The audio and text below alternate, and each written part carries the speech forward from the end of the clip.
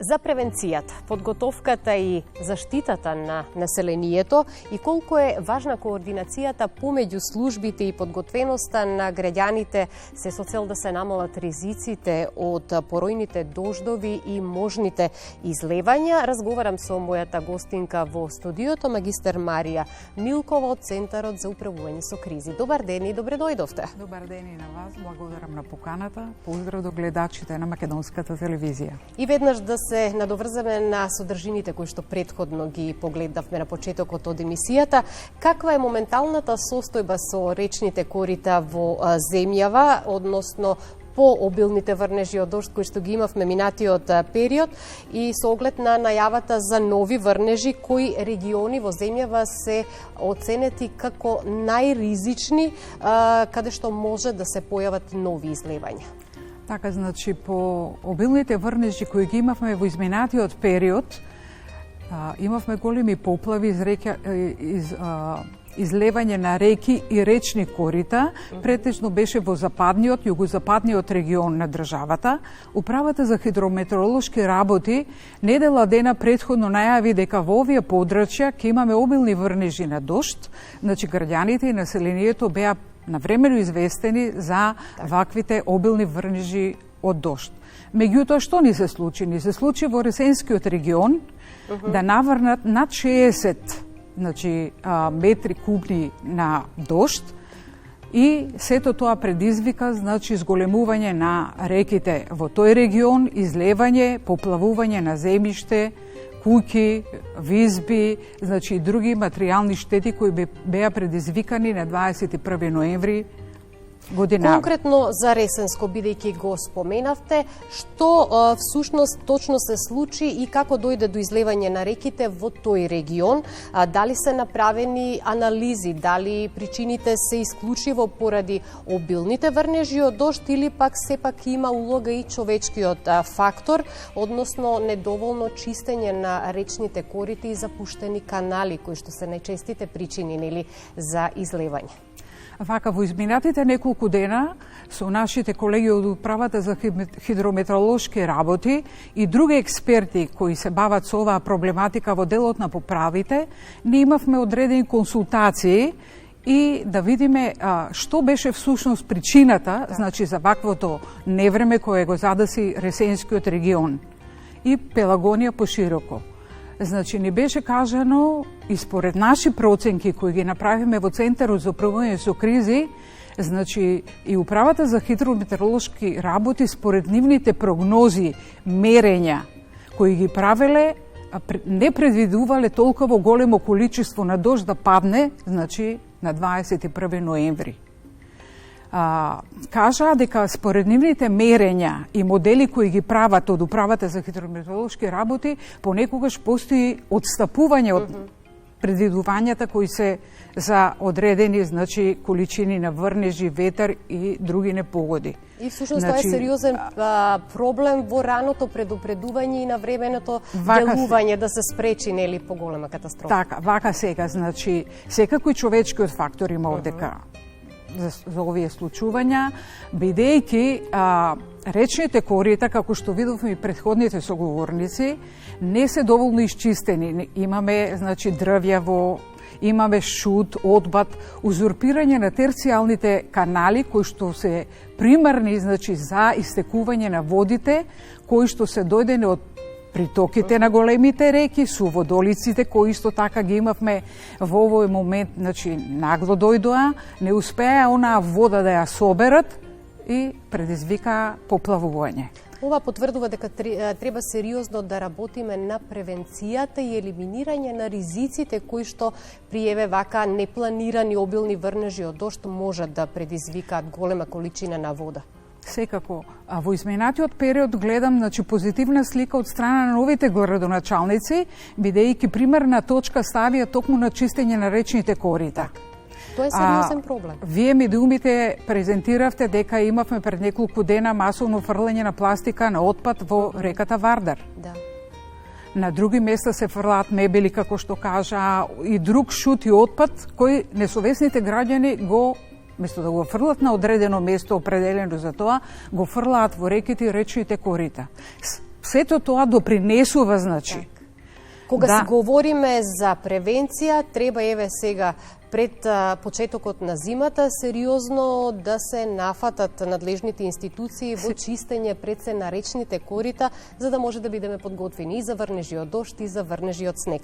Но она што особено ги интересира граѓаните кога ќе настанат вакви несакани ситуации, како реагираат службите и како ќе им помогнат на граѓаните во вакви ситуации, па мене ме интересира кои служби на терен први реагираат во вакви ситуации и како се координираат со Центарот за управување со кризи. Потребна е брза и навремена реакција. Да, секако. Значи, во престојниот зимски период, Центарот за управување со кризи организираше координативни состаноци со сите субјекти кои се надлежни за справување за овој претходен период, значи поплави, зимски период. Сите тие се произнесува дали се доволно спремни за престојната сезона.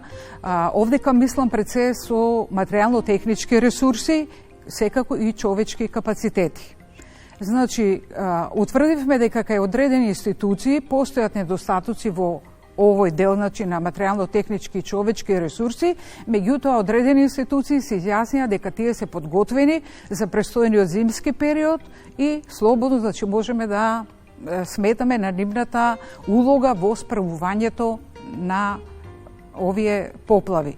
Бидејќи зборуваме во оваа емисија точно за поплавите, значи ние точно знаеме која институција со кои ресурси располага, кои се недостатоците, како што кажав, и сметаме дека според нивните кажувања изминатиот зимски период ќе бидеме подготвени за справување со зимата, секако и со поплавите.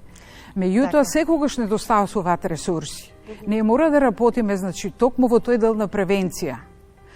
Сите општини, значи, се задолжени според Законот за води да изработат оперативни планови за заштита и спасување од поплави. Значи, кои се критичните точки, доколку би имало поплава на одредено подрачје, на одредена општина и територијата која што ја зафаќаат, мора, значи, задолжително тие изработуваат до сега, меѓутоа сите тие материјали подложат, значи, на обнова, значи, на ревидирање, и ние, значи, апелираме до сите нови градоначалници, значи, повторно да се направат ревидирање на тие оперативни планови, оперативните планови да се достават до Управата за животна средина и Центарот за управување со кризи, да ги одобриме, значи, и тие да бидат валидни за престојниот зимски период. Условите се менуваат како резултат на климатските промени, имаме и големи промени, нели, во временските прилики, па поради тоа треба да бидеме во чекор со времето, што се вели. Да бидеме појасни за гледачите, како функционира системот за рано предупредување при обилни дождови, поројни води и поплави?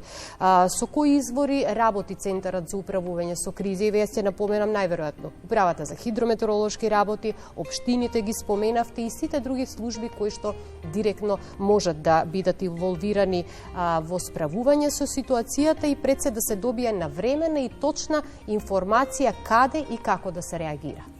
Како што кажав во почетокот, најрелевантна институција за рано предупредување за поплавите, значи Управата за хидрометеоролошки работи. Центарот за управување со кризи постојано, континуирано добива податоци и информации за состојбите со водите на територијата на државата. Веднаш штом ќе ги добиеме тие податоци и информации, ние ги преку нашите регионални центри, тие податоци и информации ги доставуваме до локалната самоуправа, а локалната самоуправа си ги доставува до јавните комунални предпријатија на нејзина територија, територијалните противпожарни бригади на нејзина територија, Дирекцијата за заштита и спасување и други фирми кои општината ги има ангажирано за справување во такви ситуации, односно поплавите. Вака сега, значи, ние постојано добиваме информации, комуницираме, значи, 24 часа. Не само у ХМР, кај нас се јавуваат и одредени граѓани кои се жалат, значи, дека имаат во нивните дворови или имоти навлезено вода, на кој начин да се справат, па од наша страна тие се упатуваат како што, се со единствена цел проблемот да биде навреме решен, за да не дојде до загресување на имотите и животите на луѓето и Велите дека навремено добивате информации, па би ве прашала дали постојат автоматизирани сензори на реките за мерење на нивото на водата и ако има, дали се доволно на број, се во функција на поточни информации врз основа на кои што ете би се реагирало? Според разговорите кои ги имаме, значи со станоците кои постојано ги држиме со управата за хидрометеоролошки работи, известени сме дека од нивна страна на територијата на државата има 30 мерни станици кои секако не се доволни, нели, за да офатат навремено и точно мерење на нивото на реките и речните корита. Меѓутоа, од наша страна и од управата, како и од целата влада, значи бараме поддршка за модернизација и изголемување на бројот на тие мерни станици, се со цел, значи, навремено, ефективно и брзо добивање на резултатите. Системите кои што пред малку ги кажа гледачот, значи тие се застарени, веќе се во употреба, согласно директивите кои ги имаме и процедурите од Европската Унија, значи се работи постојано на модернизирање на тие системи за рано предупредување, се со единствена цел, како што кажав, навремено и брзо, ефикасно, значи добивање на податоци кои ние како субјекти, значи, би ги добиле и брзо ефикасно би делување на територијата на одредена општина, бидејќи знаеме дека сите ризици и опасности кои што се случуваат на територијата на државата се случуваат на одредено место, односно одредена територија. Тоа е општината. Така. Знам дека ќе ги интересира граѓаните како изгледа процедурата кога Центарот за управување со кризи ќе добие информација за опасност од излевање. Како се информира јавноста и дали има можност за побрза комуникација со другите институции и со граѓаните навремено да се реагира од сите засегнати страни? Како што кажав, значи, ние одржуваме состаноци и точно знаеме кои субјекти со кои ресурси располагаат. Так. Значи, веднаш по добивањето на информацијата од Управата за хидрометеоролошки работи, Центарот за управување со кризи, значи, доставува податоци до локалната самоуправа. Тоа е на локално ниво. Доколку општината не успее со одредени ресурси кои ги има на ниво на општина да се справи, бара помош за справување со поплавата од соседните општини кои гравитираат најблизу до неа.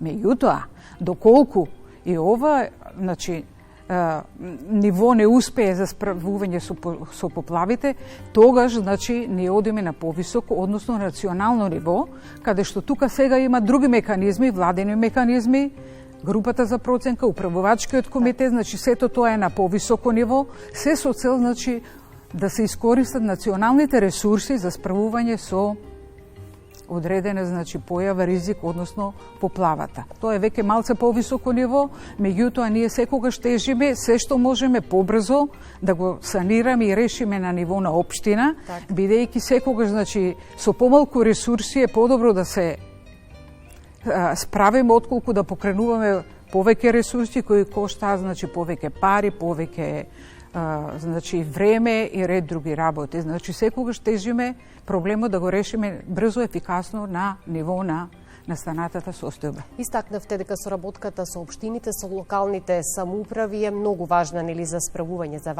во вакви кризни ситуации, но ќе заклучиме дека координираноста помеѓу надлежните институции е клучна за справување со вакви кризни состојби, конкретно кога говориме за обилни врнежи од дожд и справување со поплави.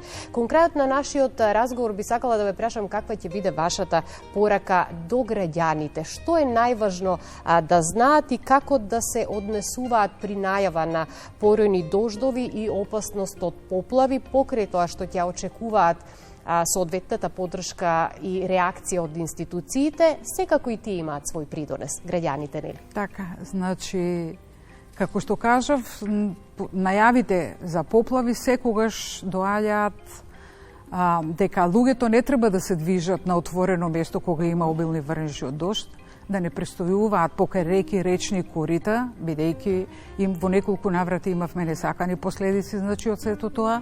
На време да ги заштитат своите материјално-технички добра, куќи поплави, значи поплавени, животните и други ресурси со кои се располагаат.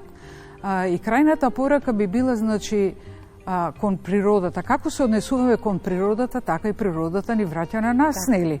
Ако добро, значи навремено, како што кажав, ги преминуваме сите мерки во делот на превенција и раното предупредување, ќе бидеме заштитени, значи, од било какви ризици и опасности, за да не дојде до несакани последици кои ни се случуваат, значи, и со пожарите, и со поплавите, и со други ризици и опасности на територијата на државата. Ви благодарам многу за гостувањето, ви посакувам успешна работа, следете ја будно состојбата со временските прилики и реагирајте навремено за да имаме граѓани кои што ќе бидат заштитени при вакви ризици од благодарам и на вас, значи секако Центар за управување со кризи останува отворен со граѓаните, со вас медиумите и сите останати гледачи, значи, кои ќе побараат помош во такви услови. Им излегуваме во пресред, ги насочуваме, значи остана 24 часа постојана комуникација и координација со сите субјекти на терен, така да се надевам дека ова престојна сезона ќе биде успешна, нема да има одредени проблеми секогаш постојат. Ако има успешно ќе се справите со нив. Ви благодарам уште еднаш.